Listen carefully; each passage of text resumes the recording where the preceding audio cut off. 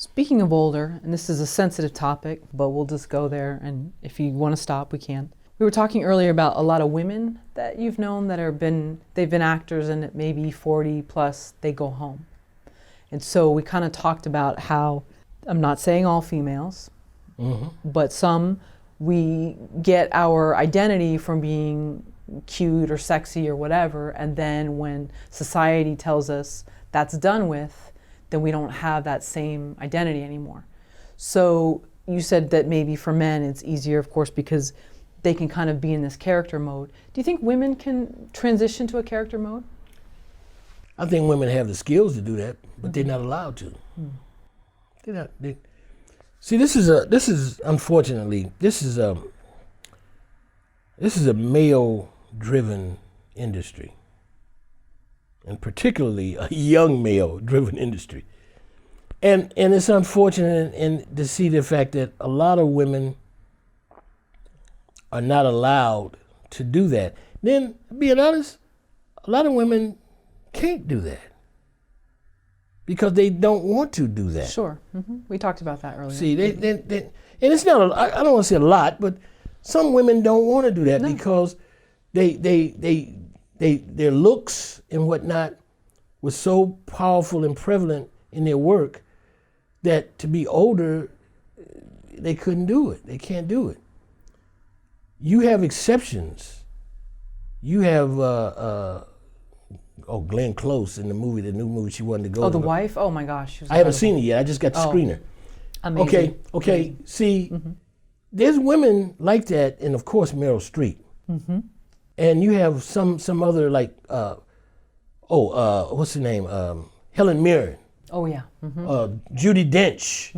A lot of these women, and they are fantastic because they accepted their aging, and also they were given opportunities to age. That is true. A lot of women not given these opportunities, and I think that's wrong. I think it's wrong that the industry is set up where a man is allowed to get old and fat or whatever, and women aren't. Women aren't. You know what I'm saying? I'm not. Yeah, no, I agree. But we talked about earlier that even with men, that they can be held to those standards as well, and then sort of the pretty boy, hunk then can no longer play that anymore. But we talked about maybe the quirky types that were never really that. Yeah. Whether they were male or female, they can kind of bridge that gap to playing an older, quirkier version because it wasn't reliant on the sexiness factor. Well, all throughout Hollywood, from the very beginning of the early 1900s and the golden age of Hollywood, that's been the problem with men and women, the beautiful people. That's been a problem. A lot of those people committed suicide. The women and the men killed themselves. Some of them just quit, like Greta Garbo, I want to be alone. That woman left Hollywood at the height of her career in the early 40s and just left and moved off to New York, and for 50, 60 years was a recluse, in an apartment on Fifth Avenue somewhere, for the rest of her life. And it's just weird. But and this is something I found, and I'm fortunate the fact that I might have been the leading man maybe once or twice, but even as that little boy in the first, third grade or whatever, I was like, no, I don't. Something in me recognized, no, I don't want to be that leading man. I want to be the evil sultan that got the character. See, something in me, it hit me even at that age. Something happened, and I'm like, 8 or 9 or 7 or 8 or whatever. I'm a little kid, but something in me, whatever it was, said, no, you. And I've always been like that. I've been in a few shows where I was the lead, and I was like, oh, man. Oh. But I always excelled and got great reviews or good reviews as that quirky character. Even if it was a lead character, it was still somebody that wasn't the heroic pretty guy, No, I've never been there because I don't look like that. So what I'm saying is, it's been great like that. And I've accepted it. But see, and I find this especially in voiceover and animation, where a lot of my female friends or actors, female actors, even though they're not being seen on camera, a lot of them can't break it down using just the voice to be a craggly old lady. And a lot of them can't do that because they can't accept that in themselves. And I had a friend of mine who was trying to do animation who got frustrated. And I finally had to tell her, I said, why don't you stop being good looking? I said, this is nobody see your face. I said, why can't you just be that craggly old hag? No, and seriously, and she like, and finally, she said, you're right. Now it's hard to do animation anyway, but she's worked better and she's doing better now because I said, they can't see your face. You very attractive woman.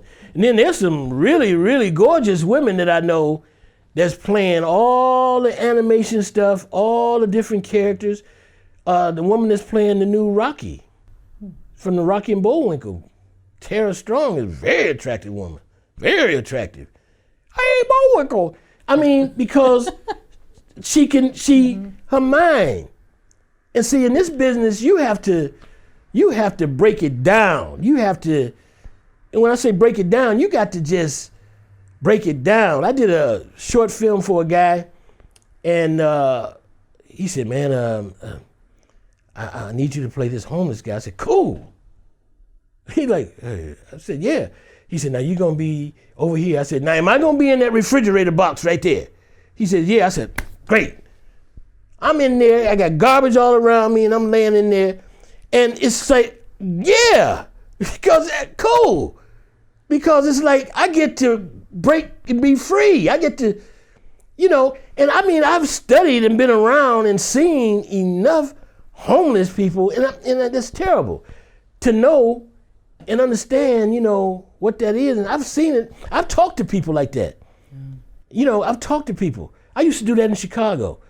I used to sit over in Grant Park and sit there, and sometimes I eat my little sandwich or something, and they would come up and say, man, can you help me? Can you help me, brother? Can you help me out? I said, yeah, okay. I said, sit down for a second. I've talked to these people, and you find out all kind of weird stuff that they've gone through. They're very bright, a lot of them. Most of them, exceptionally bright. Those are the ones that become the craziest. There's a lot of Einsteins walking through the park and out there on the side of the road. There's a whole lot of them. Yeah. Because there's things. See, the guys that's not too smart usually stick somebody up. It might end up in jail. But you get a lot of smart, brilliant people out there on the side of the road, standing out there when you come down the ramp on the freeway. They got a sign up. Something went on and something happened in their life. It's usually some kind of relationship situation or something like that that's snapped them out. I've sit there, I've talked to people, and I'm like, wow, that's crazy. That's wow. Yeah. So when the guy said, you got to play this homeless guy, I said, oh, cool. And he said, man, wow.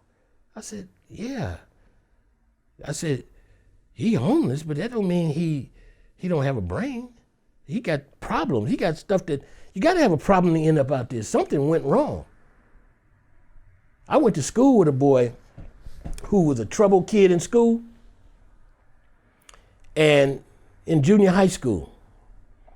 And Leonard, I forgot his last name, but he had a strange look that you couldn't forget. And I remember seeing him years later. And I looked, he didn't really notice me, but I looked, I said, that's Leonard. Mm-hmm. And he was basically out on the street, standing there, had kind of lost it. And I was like, He was a problem in school. And that's when I was saying, I think earlier when I was saying about a lot of people, especially in this modern day, are forced into being or trying to put them in places where they shouldn't be. And he had a he had a mechanical aptitude, but he was being forced to become a college preparatory person. We just not getting back. We're just not getting back to putting people in schools and trades. People make good money in these trades. I mean, plumbers and electricians. Have something go wrong with your house and see how much you paying them to come fix it. And they doing 10, 15 of these jobs a day, and they got it down where they are a half hour and you paying a couple $100. Mm-hmm. I mean, you know, we force people into stuff like that. We force people into 9-to-5 jobs like they were trying to force me into. Same thing. This is a trade. I'm a tradesman. And I was forced into being a 9-to-5, you know, college preparatory person. Yeah, I mean, I had the ability to learn. I got damn good SAT scores. Okay, but I was like smart enough to say, I'm not supposed to be here. And lost wives and girlfriends and family mad at me. But I'm like, okay, you be mad. Get glad. Scratch your ass, because I'm getting out of here. That's an old expression from down south. You know, it's like, no, hell no. I know who I am. I know what I'm supposed to do.